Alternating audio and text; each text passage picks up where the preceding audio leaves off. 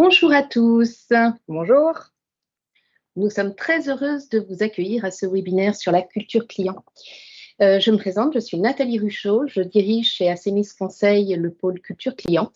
Et une fois n'est pas coutume, ce n'est pas moi aujourd'hui qui prendrai la parole, mais Lorraine Cambier, qui est juste à côté de moi, la voilà, qui est manager chez Assemis spécialisée dans les transformations culturelles et qui, à ce titre, a accompagné un certain nombre de programmes culture client dans les entreprises. Et les convictions qu'elle a prévu de vous partager aujourd'hui sont issues de son expérience. Avant de vous partager le programme de ce webinaire et de laisser la parole à Lorraine, quelques mots peut-être pour vous présenter Assemis. Assemis est un cabinet de conseil et de formation qui est spécialisé dans la transformation par l'expérience client. Notre métier depuis maintenant 25 ans, c'est d'accompagner nos clients, de les aider à anticiper ce qu'ils veulent faire vivre à leurs clients pour le rendre plus simple. Plus concrètement, en fait, nous aidons nos clients à définir ce qu'ils veulent faire vivre à leurs propres clients et ensuite à aligner leurs dispositifs, leur organisation, leurs outils, etc. Nous mobilisons pour ça trois grandes familles d'expertise. Une première famille qui tourne autour du design d'expérience client, design d'expérience collaborateur, pour aider les entreprises à choisir ce qu'elles veulent faire vivre à leurs clients pour se démarquer. Deuxième catégorie d'expertise autour de l'activation des leviers organisationnels et technologiques pour améliorer l'expérience client. Nous vous aidons notamment à définir et à mettre en œuvre votre relation client multicanal, à mieux utiliser la data IA pour enrichir l'expérience client ou à mener des projets CRM ou digitaux qui contribuent à l'amélioration de l'expérience client. Et puis la troisième catégorie d'expertise que nous mobilisons pour vous accompagner sont les expertises beaucoup plus soft pour accompagner les transformations humaines, la conduite du changement, pour vous aider notamment à réussir vos projets d'organisation ou vos projets outils. Les transformations culturelles pour aller travailler plutôt l'état d'esprit, les transformations profondes, notamment autour de la culture client. Et puis, le développement des compétences à travers la formation et le coaching. Voilà pour ce qui est de la présentation d'Assemis. Notre programme, nous allons passer ensemble une petite heure et nous allons aborder différents points. Déjà, qu'est-ce que la culture client? Comment se traduit-elle dans les entreprises? Quels sont les essentiels pour développer votre culture client? Et enfin, comment mesurer l'impact de vos programmes culture client? Avec quel KPI? Je vais laisser la parole à Lorraine. Sachez qu'il y aura une session de questions-réponses à la fin du webinaire. Donc, surtout, n'hésitez pas à poser vos questions, à faire vos remarques au fil de l'eau sur le fil de discussion. Ça nous permettra de tracer les questions et puis de les reprendre à la fin de la présentation de Lorraine. Voilà, je passe la parole du coup à Lorraine. Oui, merci beaucoup Nathalie. Alors, vous avez peut-être déjà tous fait l'expérience de prendre l'avion et de ne plus forcément faire attention aux consignes de sécurité qui peuvent être données par le commandant de bord ou par un steward parce qu'on a le sentiment qu'il répète toujours un petit peu la même chose avec de la même manière en utilisant exactement les mêmes mots. On peut se dire, ça paraît normal étant donné qu'on est sur des consignes de sécurité qui sont strictes.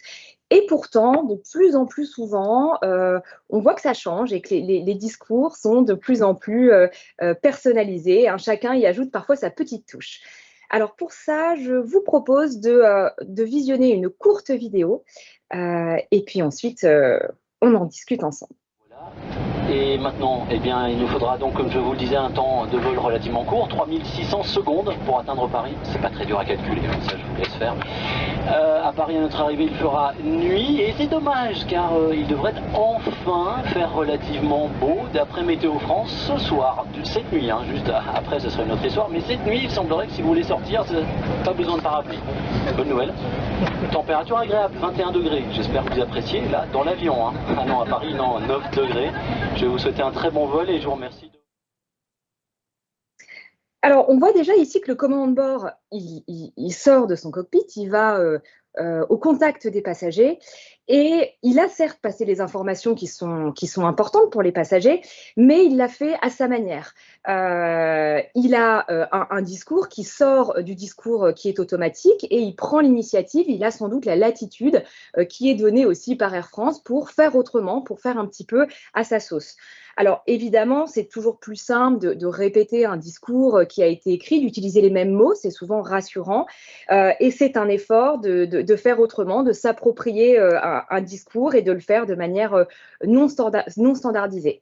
Et peut-être si vous prenez l'avion, on voit de plus en plus des stewards ou des commandants de bord qui utilisent une petite note d'humour ou un ton qui est complètement différent et qui fait aussi côté passager que ça plaît parce que ça marque les esprits, parce qu'on écoute, on tend l'oreille beaucoup plus volontiers que quand c'est un discours qui est plus automatique.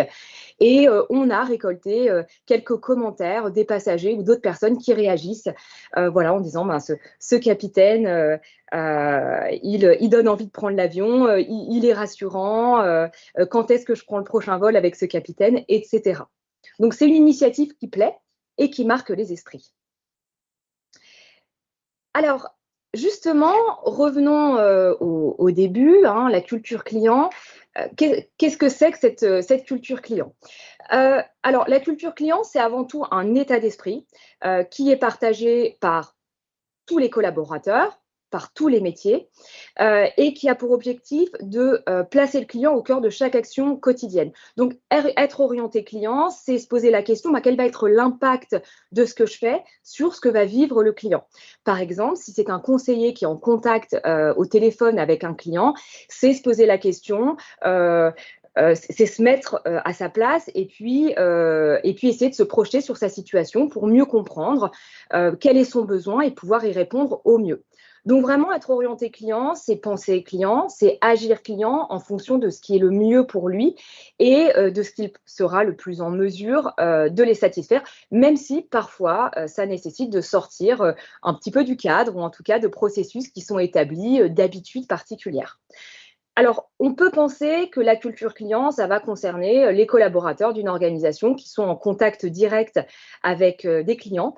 Et pourtant, hein, ça concerne des collaborateurs de toute l'entreprise, de tous les métiers, y compris ceux qui sont en contact indirect avec les collaborateurs.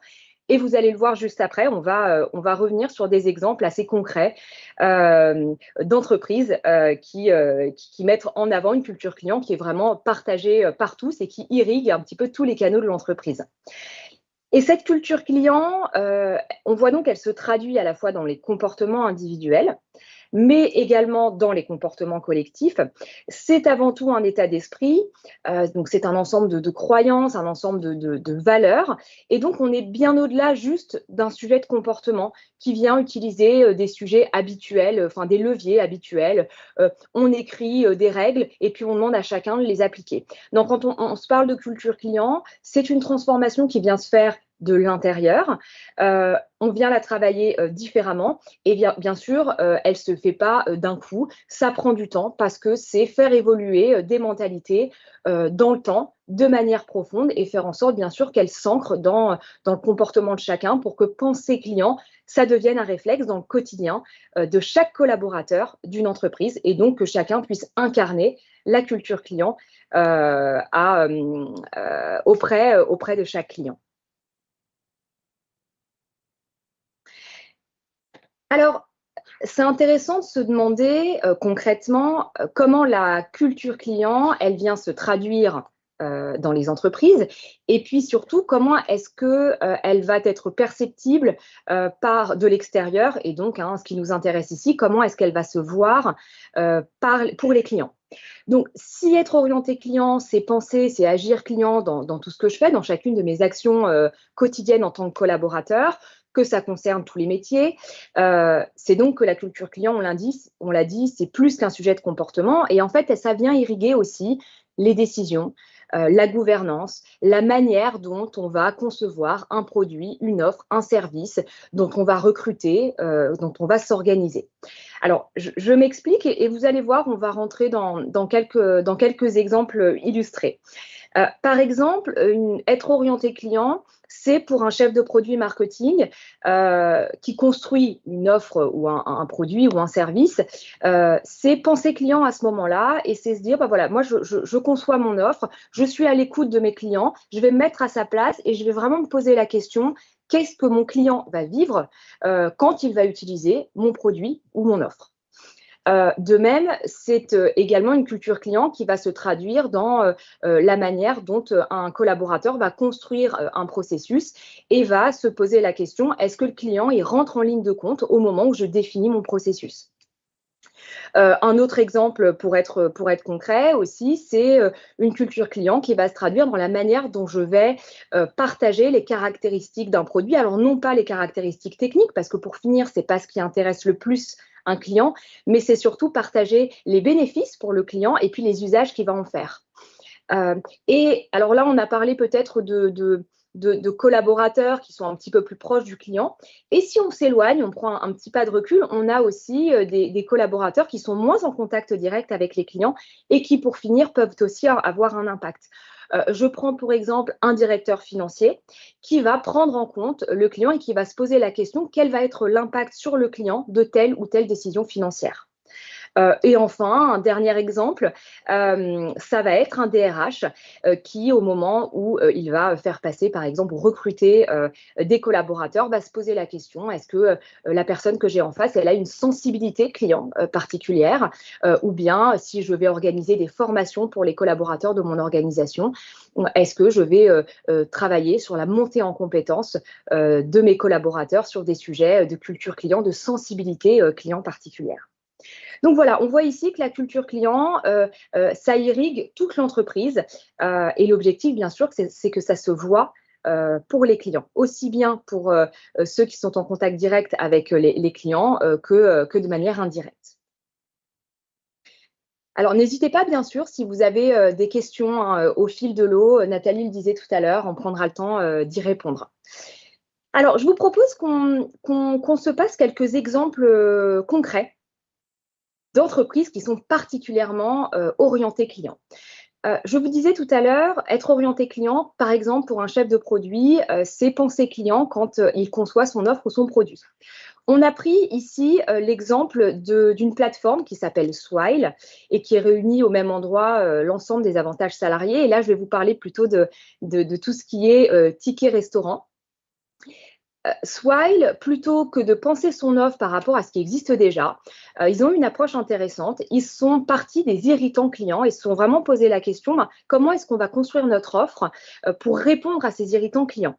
Alors, j'imagine si vous avez l'habitude d'utiliser avant les tickets restaurant papier ou peut-être aujourd'hui la carte dématérialisée, on s'est peut-être un petit peu tous heurtés au même sujet. Avec mes tickets papier, eh bien, je ne peux dépenser qu'au moment où j'achète mon déjeuner au restaurant. On ne me rend pas la monnaie sur mon ticket restaurant. Si mon repas coûte 8,20 € et que mon ticket restaurant il est de 8 € pile et que le restaurant ne prend pas la carte pour 20 centimes, eh ben, je ne peux pas l'utiliser, etc.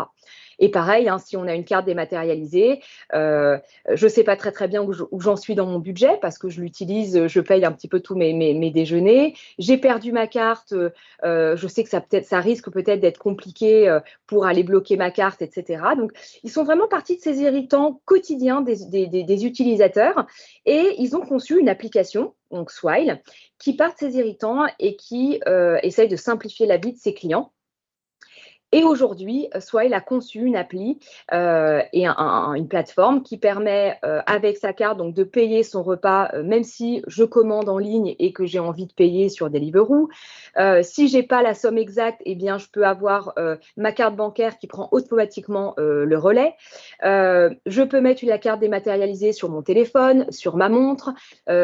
En 2 clics, je peux recommander une carte pour que j'en ai une à la maison, une au bureau et puis une dans mon sac à main, etc.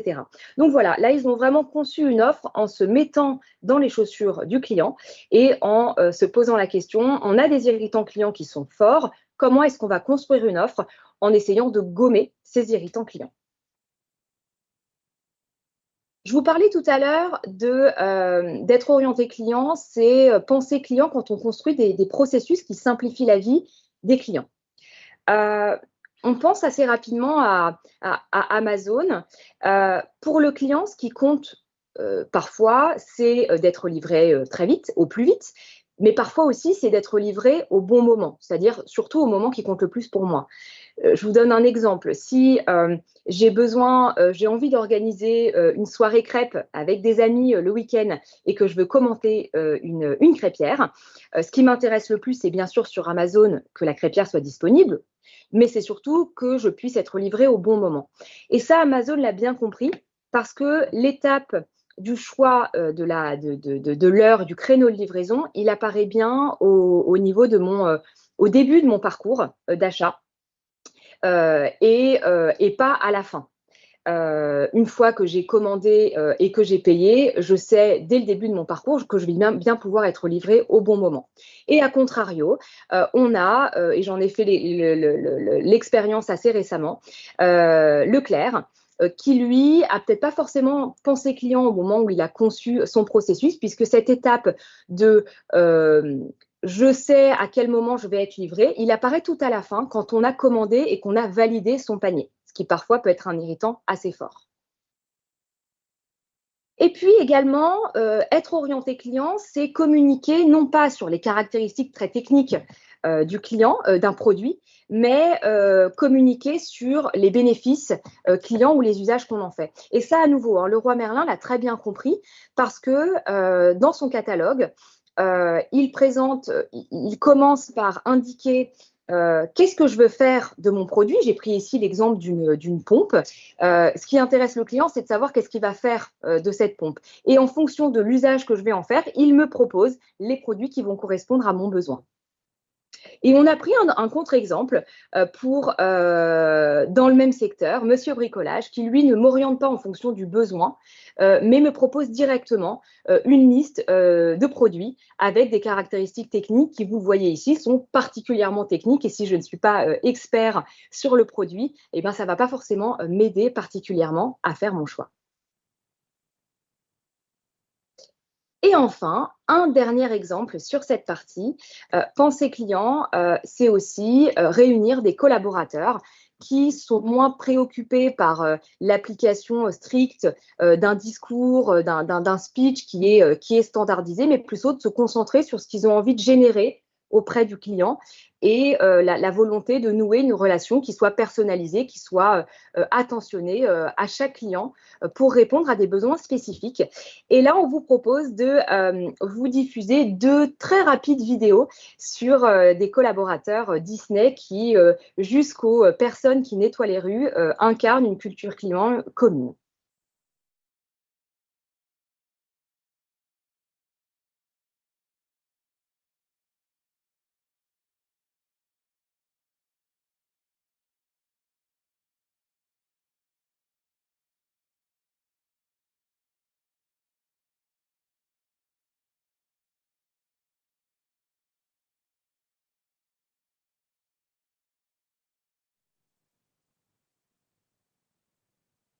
Merci.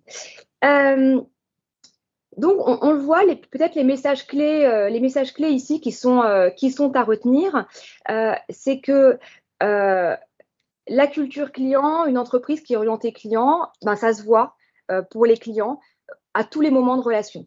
Qu'on soit en contact direct ou indirect, la culture client, elle vient irriguer et impacter l'ensemble d'une entreprise et vient avoir un impact sur les arbitrages qu'elle peut faire, la manière dont, on l'a vu tout à l'heure, on va concevoir une offre, un produit, on va s'organiser, on va prendre telle ou telle décision financière ou non.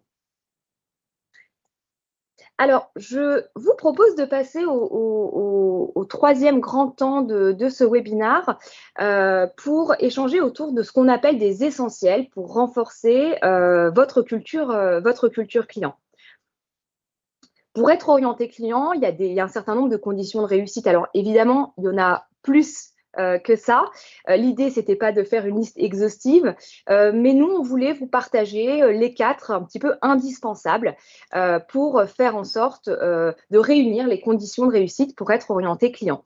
On va se parler de l'importance de donner de l'élan, de créer un bruit de fond, d'encourager l'expérimentation et puis de faire connaître les belles histoires. Et pour chacun de ces essentiels, on va revenir un petit peu sur les convictions d'Assemis sur chacun de ces sujets et vous donner aussi des exemples concrets d'entreprises et puis la manière dont nous, on aime accompagner nos clients sur chacun de ces sujets. Alors, le premier sujet, donner de l'élan. On s'est aperçu au fur et à mesure des missions sur lesquelles on travaillait sur les programmes de culture client, que la première cause d'échec de la mise en place d'un programme culture client, c'est quand il n'est pas porté au bon niveau.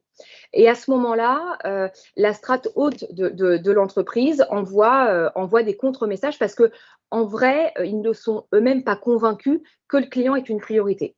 Donc, la première condition de réussite pour qu'un programme culture client fonctionne, c'est que les dirigeants de l'entreprise, donc le COMEX, très concrètement, soient lui-même convaincus que le client, c'est une priorité. Et c'est parce que l'entreprise est orientée client qu'une entreprise va pouvoir vendre mieux, vendre plus, faire en sorte que ses clients soient plus fidèles, etc., et pas l'inverse. Et je disais juste avant que quand ce n'est pas porté au bon niveau, parfois, il y a des contre-messages qui sont passés. Eh bien, typiquement, c'est, par exemple, je prends une décision financière qui va à l'encontre du client. Ou bien c'est, je dis que le client, il est très, très important pour nous et c'est une préoccupation quotidienne. Et pourtant, dans les réunions d'équipe, eh bien, on ne parle pas du client, mais on parle essentiellement des chiffres de vente, etc. Et donc, ce sujet, il fait aussi ressortir un sujet qui est important, qui est le sujet de l'exemplarité de cette strate haute de l'entreprise, qui va donner le cap, qui va être elle-même convaincue que le client, c'est important, et qui va permettre aussi au reste de la ligne managériale, au-delà de donner ce cap, d'incarner cette culture client au sein de toute l'entreprise.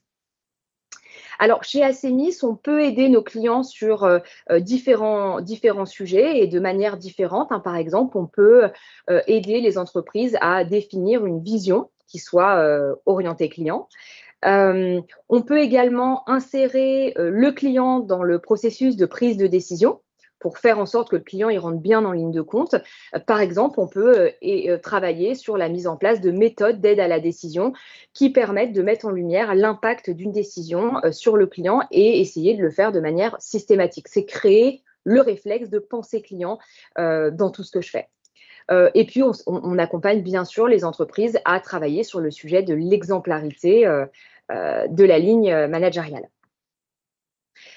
Et on a souhaité vous mettre quelques exemples pour illustrer ce propos de donner de l'élan et donner cette impulsion de la strate haute.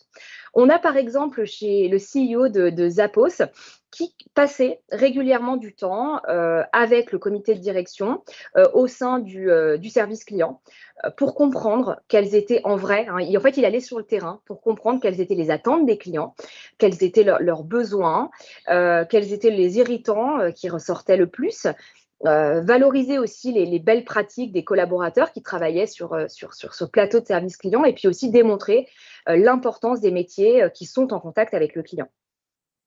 On a plus proche de nous Frédéric Mazella, fondateur de Blablacar, qui lui participe régulièrement à des événements ou à des rencontres avec les membres de la communauté Blablacar pour recueillir les retours, les suggestions, les besoins particuliers de ces membres Blablacar qui sont des membres essentiels qui font vivre cette communauté. Et puis, dans un tout autre secteur, à la Banque Postale, ils se réunissent plusieurs fois par an avec le comité de direction et ils invitent des clients pour partager des attentes, des points de vue sur des produits, sur des offres, etc. et essayer de construire ensemble l'expérience client de demain.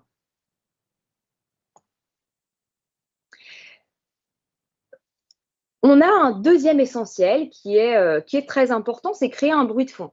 Donc, pour entretenir ce focus client et aider à faire en sorte que le client il soit toujours sur le haut de la pile des préoccupations des collaborateurs, Rien de tel que de créer ce bruit de fond et de faire en sorte que le client soit un sujet de discussion dans le quotidien et dans la durée pour les équipes.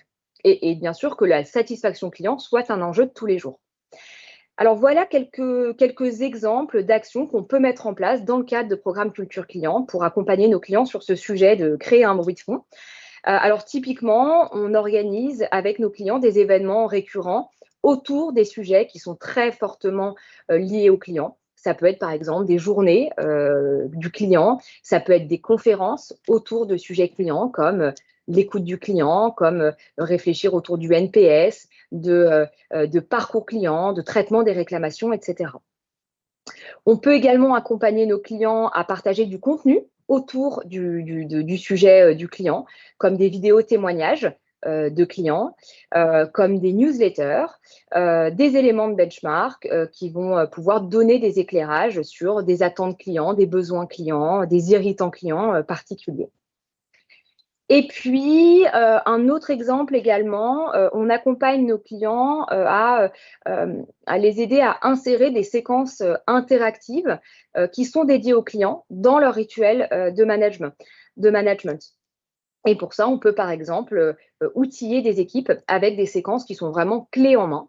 Ça peut être des séquences autour de verbatim client, par exemple, positifs, et qui peuvent être directement insérées dans les rituels managériaux des équipes. Et donc, tous ces exemples permettent de, pour les collaborateurs, faire en sorte qu'on parle du client tout le temps et sur la durée.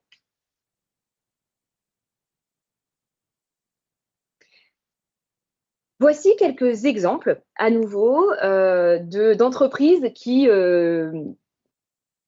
crée un bruit de fond permanent autour du client et ça se voit pour les clients. Total Energy, par exemple, ils organisent plusieurs fois par an ce qu'ils appellent des Customer Days, donc vraiment des journées clients, durant lesquelles tous les collaborateurs vont sur le terrain, vont au contact des clients, puisqu'ils se rendent sur des plateaux de call center. Ils font de la double écoute. Ils peuvent même échanger directement avec les clients. Et donc, c'est vraiment des séances où ils vont sur le terrain, où ils prennent connaissance des irritants clients, de leurs besoins, de leurs attentes, et ils peuvent même être en contact direct avec des clients.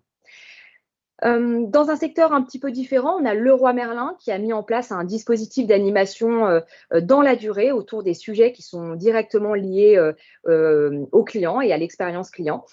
Et donc, ils organisent des conférences qui sont filmées autour du sujet du client et qui sont partagées sur la communauté digitale. Et on sait que la communauté digitale, ou en tout cas la communauté de clients Leroy Merlin, est assez puissante et assez conséquente.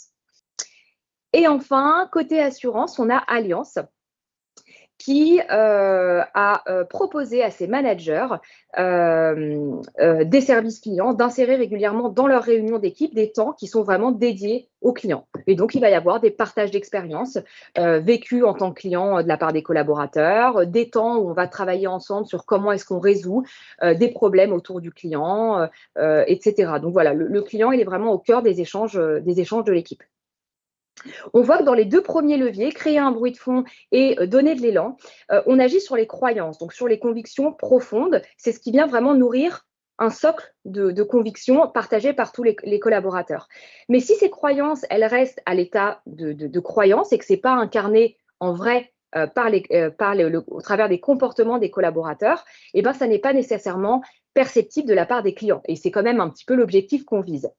Donc, on a fait un bout de chemin, on a préparé le terrain, mais ça ne se voit pas suffisamment. Et c'est pour ça qu'on va se parler des deux prochains leviers, des deux prochains essentiels qui sont très importants, puisqu'ils permettent de créer un terrain de jeu pour que les collaborateurs ils aient le droit de tester des choses différentes pour satisfaire les clients sans avoir peur de se faire taper sur les doigts. Et ça va permettre aux collaborateurs d'oser le changement. Alors, ce troisième levier, encourager l'expérimentation, on va faire un très rapide détour. Bien souvent, quand on essaye de se projeter sur ce qu'a pu percevoir un client au moment où il était en interaction avec une entreprise, eh bien, on se trompe. Il y a un décalage de perception. Quand on demande à une entreprise, à votre avis, est-ce que l'expérience que vous avez fait vivre à votre client, elle a été bonne ? Ils ont tendance à dire oui. Et quand on pose cette même question aux clients qui ont vécu cette expérience, eh bien, au contraire, l'expérience n'a pas forcément été aussi bonne que ce que l'entreprise le pense. Et ce constat, il est important, il est même essentiel, puisqu'il nous permet de se dire que l'important, ce n'est pas tellement de se concentrer sur ce qu'on va faire, mais plutôt sur ce qu'on a envie de faire ressentir aux clients. Et les entreprises qui ont décidé de développer une forte culture client, elles ont défini une ambition forte autour du client, donc une cible commune, partagée par tous autour de ressentis clients. C'est le cap qui est donné et ça sert de boussole pour chaque collaborateur. Et donc, il vient viser des ressentis et des émotions clients. Donc, cette cible commune, elle permet de comprendre le style relationnel qu'on a envie de donner, qu'on a envie d'incarner par tous. Et puis, ça permet aussi pour les collaborateurs d'imaginer ses propres manières de faire au sein d'un cadre. C'est le terrain de jeu dont on se parlait tout à l'heure. C'est un terrain de jeu qui est protégé et qui permet aux collaborateurs de se sentir autorisés à aller tester des choses et de voir que ça a un impact positif pour le client, et donc être orienté client, ça devient un réflexe dans les actions quotidiennes de chacun. La manière dont nous, on le travaille chez Acemis, c'est cet outil, nous, c'est l'empreinte relationnelle. Donc, ça parle de lui-même, hein, l'empreinte qu'on veut laisser dans l'esprit des clients. Donc, cette empreinte relationnelle, elle ne dit pas ce que je dois faire, mais plutôt elle donne les clés du camion aux collaborateurs pour choisir eux-mêmes ce qu'ils ont envie de tester auprès des clients et donc d'agir en faveur des clients. Le tout dans un cadre protégé dans lequel les collaborateurs se sentent autorisés à aller tester des choses. Alors là, on a pris l'exemple d'un client pour lequel on a travaillé. C'est une grande banque française qui a donc co-construit son empreinte relationnelle autour d'un certain nombre de ressentis qu'il avait envie de générer chez le client. Voilà, ils se sont dit, à chaque fois que les collaborateurs sont en contact avec les clients, on a envie que les clients puissent se dire, je me sens serein parce que mes interlocuteurs ont à cœur de prendre les devants pour que moi, je n'ai pas d'effort à faire. Ou encore, moi, en tant que client, je me sens vraiment considérée parce que je vois bien qu'ils s'intéressent à moi et à ma situation pour répondre à mon besoin spécifique. Et donc, autour de cette empreinte relationnelle, on donne de l'autonomie aux collaborateurs à partir de cette cible commune. Et on donne les clés du camion aux collaborateurs pour réfléchir autrement à la manière de satisfaire des clients. Ce sont en fait des démarches qu'on appelle des démarches de lab ou des démarches de test and learn, mais qui bien sûr sont encadrées par un manager qui vient inciter les collaborateurs à réfléchir à ce qu'ils pourraient faire autrement et qui est à leurs mains. Et c'est surtout inciter les collaborateurs à parler régulièrement de ce qu'ils ont testé, de ce qui fonctionne, de ce qui fonctionne moins bien, à tirer les enseignements de ce qui a pu être fait et à faire en sorte, bien sûr, que penser client, ça devienne un réflexe dans l'esprit de chacun. Donc, cette démarche d'expérimentation, elle permet à la fois d'encourager les initiatives et puis aussi de redonner conscience de leur pouvoir d'impacter positivement les clients.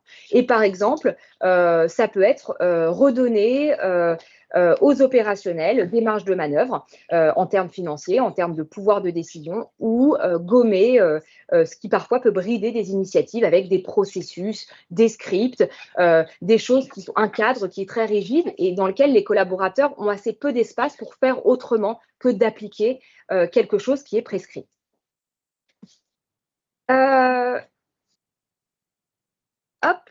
Et à nouveau, quelques exemples qu'on souhaitait vous partager. Alors, très fortement lié à cette démarche de test and learn, on a la Banque Postale qui a mis en place cette démarche, qui est animée par des managers dans le but donc d'améliorer la relation client.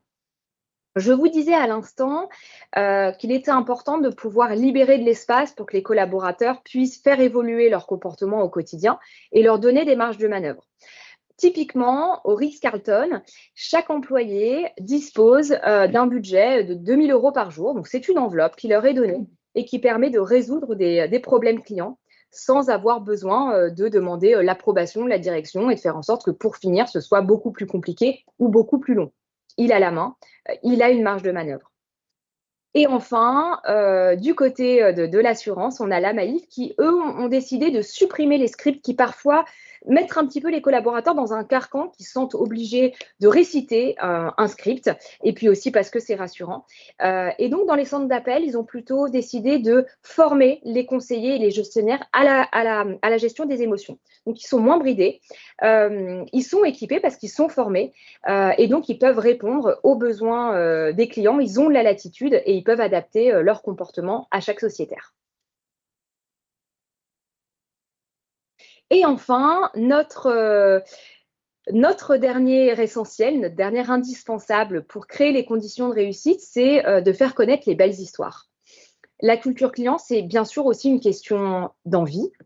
Et est-ce que chacun souhaite vraiment alimenter l'envie de satisfaire le client pour renforcer, entre guillemets, l'amour client? Donc, pour accompagner nos clients sur ce sujet, on aime bien, par exemple, proposer c'est plus qu'une méthode d'ailleurs, hein, c'est un dispositif d'animation autour de verbatim clients positifs. Par exemple, les collaborateurs viennent chercher les verbatim clients, donc les commentaires clients qui ont été positifs, et tous les mois viennent alimenter un grand poster qui permet de valoriser les initiatives des collaborateurs, de percevoir le client de manière positive, et puis surtout aussi de se rendre compte que par rapport à ce que je fais, eh ben, j'ai un impact positif sur ce que va vivre le client au quotidien. Alors, on conseille plutôt d'utiliser des verbatim positifs parce que trop souvent, on a tendance à faire remonter des verbatim négatifs. Alors, c'est important parce que ça permet aussi de résoudre des irritants clients et de travailler sur l'amélioration continue. Mais l'effet de bord qu'on a, c'est que peut-être dans l'esprit des collaborateurs, on peut avoir tendance à se dire, si je ne vois que des verbatim négatifs, la perception que j'ai du client, c'est que c'est quelqu'un qui est jamais content et qui se plaint tout le temps. Donc, travailler sur des verbatim positifs, ça permet un peu de renverser l'état d'esprit et d'avoir une vision qui est positive du client et de se rendre compte que j'ai un impact positif en termes de satisfaction client. Alors bien sûr, on a d'autres exemples aussi de pratiques qui permettent de renforcer positivement votre culture client, qu'on aime bien utiliser pour accompagner nos clients. Par exemple, filmer des témoignages de clients qui sont particulièrement satisfaits d'une expérience qu'ils ont pu avoir avec une entreprise. Faire partager des belles histoires clients qui sont directement racontées par les collaborateurs. C'est très valorisant pour les collaborateurs. Ou encore organiser des événements ou des journées pour célébrer les initiatives qui sont positives et qui sont marquantes et impactantes en matière de satisfaction client. Et enfin, quelques exemples. À la Poste, ils organisent tous les ans ce qu'ils appellent la fête de l'expérience client. Donc, ça célèbre pour les équipes qui sont en bureau de poste les idées qui ont été les plus novatrices, les plus performantes en matière d'expérience client. Du côté de Starbucks, une enseigne que vous connaissez sans doute tous, les employés qui reçoivent des compliments clients via une plateforme qui s'appelle Green Apron. Et donc, chaque employé qui a reçu un compliment client, il est récompensé par des badges de reconnaissance ou par des primes. Et enfin, LCL a conçu un programme de culture client qu'ils ont appelé J'aime mon client. Et dans ce programme, ils ont mis en place, bien sûr, des enquêtes de satisfaction client et ils proposent aux clients qui sont très satisfaits d'écrire un mot de remerciement aux conseillers, par exemple, qu'ils ont eu au téléphone. Donc, ça permet de transmettre directement un petit mot de remerciement au conseiller. Et en face, le conseiller, il a la possibilité de répondre à son client pour le remercier de son retour.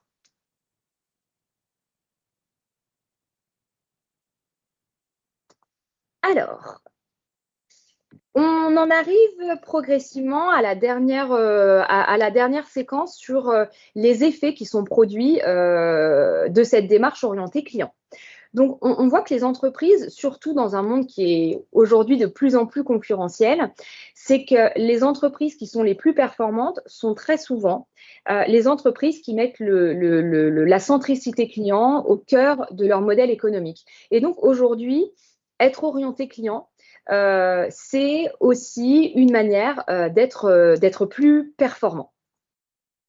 Alors, je m'explique. Je vais juste enlever ça. Voilà. Donc, je m'explique. Être orienté client, c'est être plus performant parce que ça va permettre de vendre plus et surtout de vendre mieux. D'après une étude qui a été menée par Daniel Rey, qui est un chercheur à Grenoble, l'école de management, il a mis en lumière que les magasins qui se concentraient le plus sur le client étaient capables de générer un panier moyen supérieur de 50% à ceux qui sont les moins orientés clients. Et c'est vrai que ça peut s'expliquer parce qu'un client qui est mis en confiance par un vendeur, par exemple, en magasin, qui donne le sentiment qu'il s'intéresse vraiment à son besoin, qu'il n'essaye pas de lui revendre le produit où il va avoir une commission particulière, et ben on a tendance à aussi être mis en confiance et à acheter plus facilement. Donc, on voit qu'il y a un impact direct sur l'augmentation du panier moyen. Être orienté client, c'est aussi être plus performant. Et là, on peut se parler de la fidélité des clients dans le temps. Mettre en place une culture client, ça permet avant tout de se distinguer des concurrents en offrant une expérience client qui est unique, qui est de qualité et qui incite les clients à revenir vers l'entreprise. Donc, en adoptant une culture client, l'entreprise, elle donne aussi les clés pour instaurer une relation qui va être privilégiée avec chacun des clients parce qu'on a pris le temps de l'écouter et on a pris le temps de répondre précisément à son besoin, à ses questions. Et là, on a également deux chiffres qui sont intéressants à vous partager pour illustrer cette partie-là. D'après une étude qui a été menée par Bain & Company, 5% d'augmentation de la fidélité client, ça permet d'augmenter les profits d'une entreprise de 25 à 55%. Donc, on voit bien que la fidélité client, c'est une vraie source, c'est un vrai levier de revenus pour les entreprises. D'autant plus quand on sait que quelle que soit la taille et le secteur d'activité d'une entreprise, acquérir un nouveau client, ça coûte 6 à 7 fois plus cher que de fidéliser un client.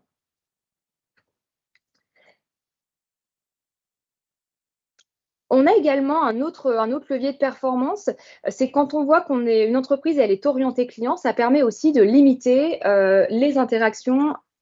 Hop, est-ce que ça passe bien? Ouais, de limiter les interactions inutiles. Parce que si on a pris le temps d'écouter un client, de répondre à son besoin de manière précise, de le renseigner au mieux, ben forcément pour le client, c'est moins de réclamations, c'est moins d'incompréhension, c'est moins de demandes d'assistance, potentiellement moins de réitération parce que le client a tout de suite été bien réorienté, a tout de suite eu sa réponse. Et là, à nouveau, un chiffre à vous partager qui est intéressant. On voit qu'il y a 76% aujourd'hui des consommateurs qui affirment qu'une réponse qui est rapide, certes, mais surtout qui a été appropriée à leurs préoccupations et à leurs besoins, pour eux, c'est vraiment un critère fondamental pour éviter de déposer une réclamation. Et enfin, on a vu que dans les entreprises où le client il est très présent, on voit que ça incite aussi les collaborateurs à être tout particulièrement engagés. Et par exemple, chez un opérateur téléphonique français chez qui on a travaillé, on a constaté que dans une région particulière où il y avait un grand programme culture client qui avait été mis en place, et donc les collaborateurs testaient des choses auprès du client de manière régulière, hein, c'est un peu les démarches d'expérimentation dont on s'est parlé tout à l'heure, et bien ça avait un impact direct sur le petit absentéisme. Et ça s'explique parce que ça donne le sens pour les collaborateurs dans leur travail, ça les responsabilise, ça libère l'initiative et puis ça leur donne l'envie et la motivation de continuer à faire plaisir aux clients parce que ça a un impact positif pour eux dans leur quotidien.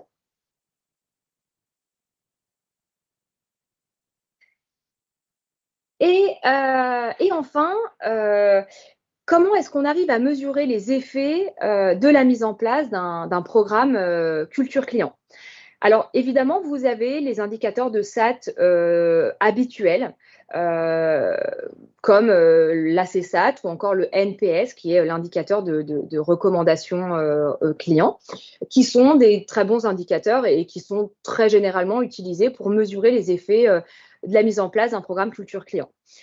Et puis, il y a certaines entreprises qui ajoutent dans leur baromètre de satisfaction client une évaluation qui sont autour des ressentis clients à chaud. Et là, on se parle de ce dont on a parlé tout à l'heure autour de l'empreinte relationnelle. Étant donné que l'empreinte relationnelle, elle vise un certain nombre de ressentis clients qu'on veut générer chez les clients, on vient poser directement la question au client après une interaction, est-ce que vous vous êtes senti particulièrement accompagné, particulièrement serein ou particulièrement entre deux bonnes mains? Il y a également des indicateurs de votre baromètre social, donc qui sont directement des indicateurs de satisfaction des salariés, qui sont aussi de très bons indicateurs, notamment ceux qui vont porter sur le sens de leur métier, sur la liberté d'action, ou encore sur les moyens qui sont mis à disposition des équipes pour avoir cette latitude de faire autrement et puis de réussir à satisfaire le client au quotidien. Et puis, on peut avoir des indicateurs commerciaux, des indicateurs de vente, peut-être à plus long terme. Par exemple, on en a parlé tout à l'heure, l'augmentation du panier moyen, parce que être orienté client, c'est aussi vendre plus, c'est vendre mieux, c'est pouvoir agir sur la fidélité de ses clients, etc. Et si on se projette encore un petit peu plus loin, et bien sûr, ça dépend de l'environnement dans lequel on a lancé un programme culture client. Si par exemple, le programme culture client qu'on a mis en place, il s'accompagne d'un travail sur les marges de manœuvre qui sont laissées aux collaborateurs pour satisfaire les clients et d'un travail sur la refonte de processus, eh ben, on peut par exemple voir un impact direct sur l'amélioration du once and done, donc en fait de la réponse au premier contact.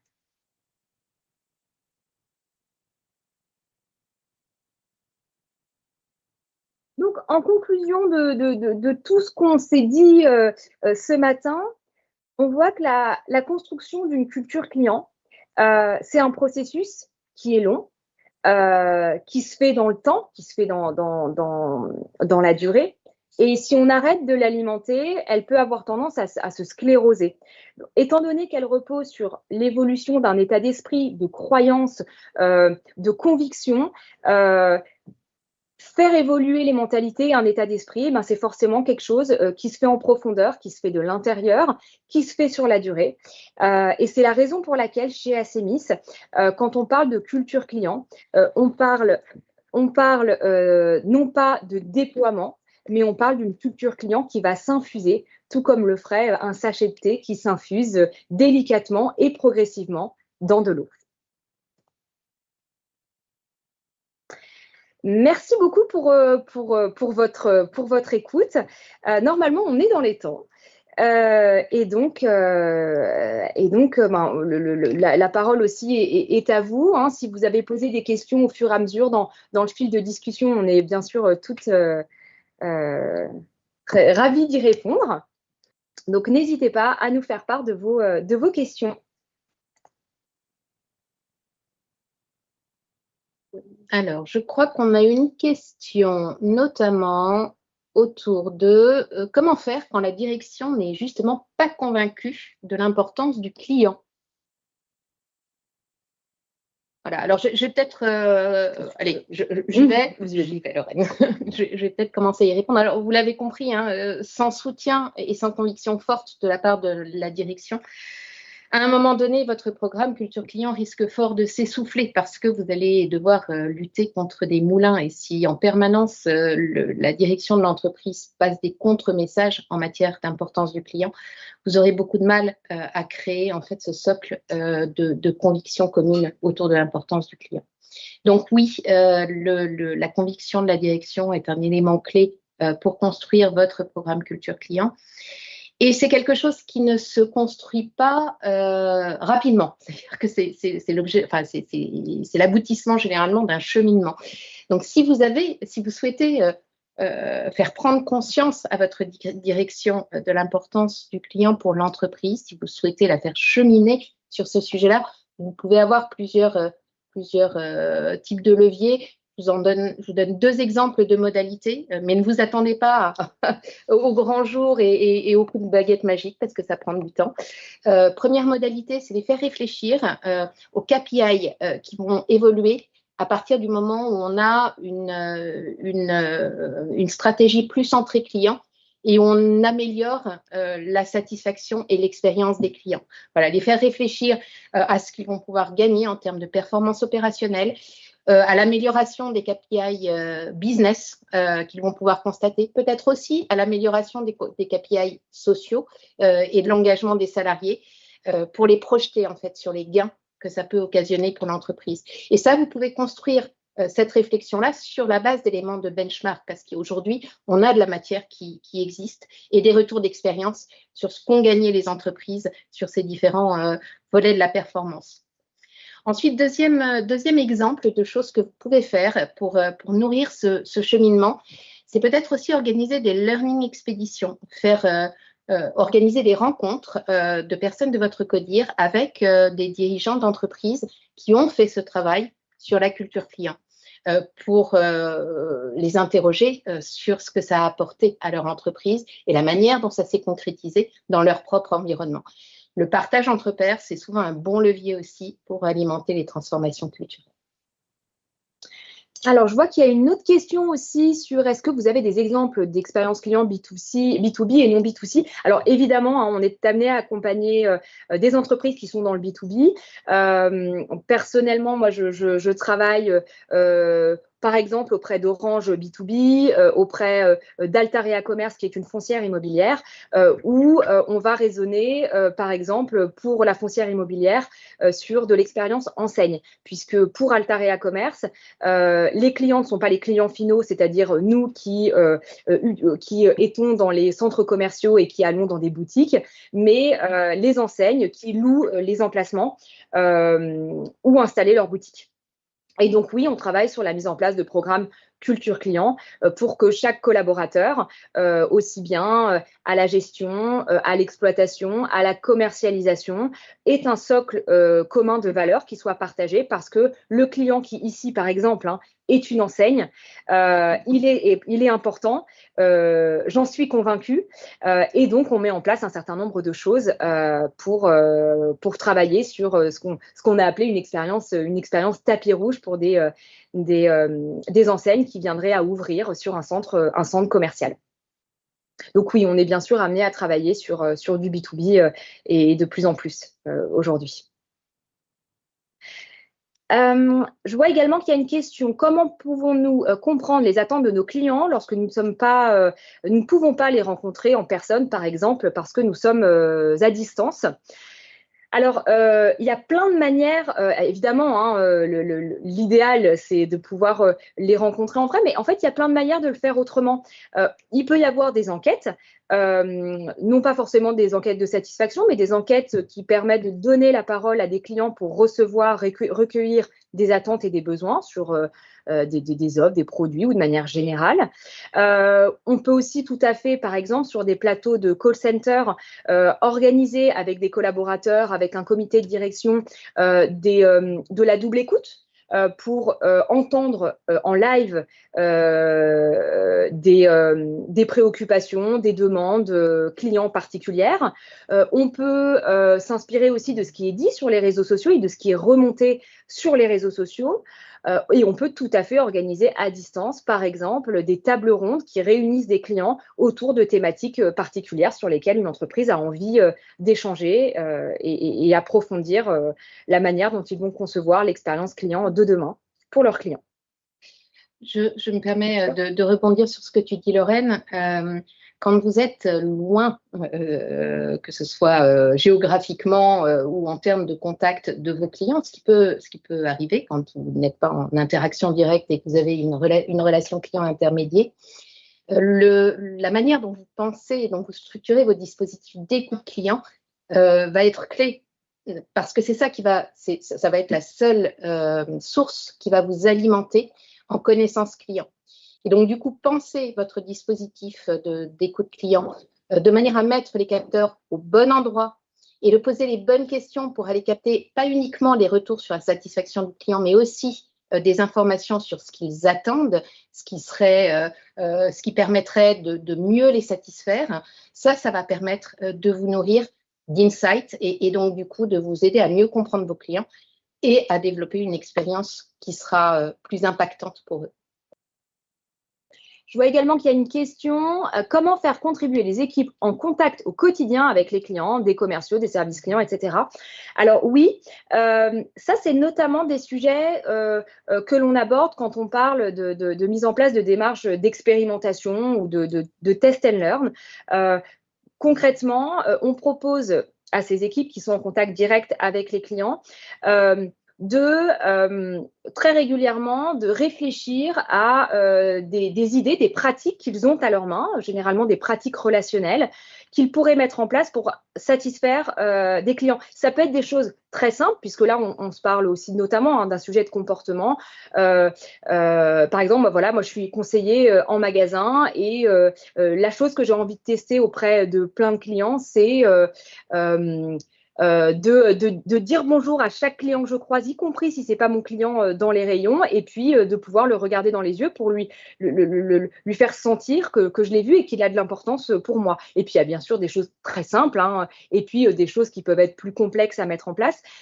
Chaque collaborateur a la possibilité d'indiquer les idées qu'il a envie de tester auprès des clients. Par exemple, on vient chacun les afficher sur un grand poster pour faire aussi du management visuel. Et puis, le manager qui encadre cette démarche, il vient demander à chaque collaborateur, qu'est-ce que tu as pu tester, toi, cette semaine auprès d'un client, auprès de combien de clients tu l'as testé? Est-ce que tu trouves que ça fonctionne, que tu as eu un retour client positif, ou est-ce que tu trouves que ça ne fonctionne pas forcément, il faut peut-être le faire autrement, et puis on en discute pour trouver une autre manière de le faire. Et si toutes les semaines, chaque collaborateur réfléchit à des choses qu'il a envie de tester pour satisfaire le client sur des choses qui sont à sa main, bien sûr, et qu'on en parle régulièrement et qu'on en tire les enseignements pour le partager auprès de tous les autres aussi collaborateurs, toutes les équipes, on peut avoir du coup un impact direct sur des collaborateurs qui sont impliqués dans la démarche, à qui on donne les responsabilités, à qui on libère l'initiative et donc à qui qui se rendent compte, qui prennent conscience par eux-mêmes, qu'ils peuvent avoir un impact positif sur le client. Et donc, ça les incite d'autant plus à continuer à travailler cette démarche orientée client. Nous avons une question sur les incentives. Est-ce qu'il est bénéfique sur le long terme d'incentiver les collaborateurs, donc de leur donner des primes pour des propositions et actions clients? Alors,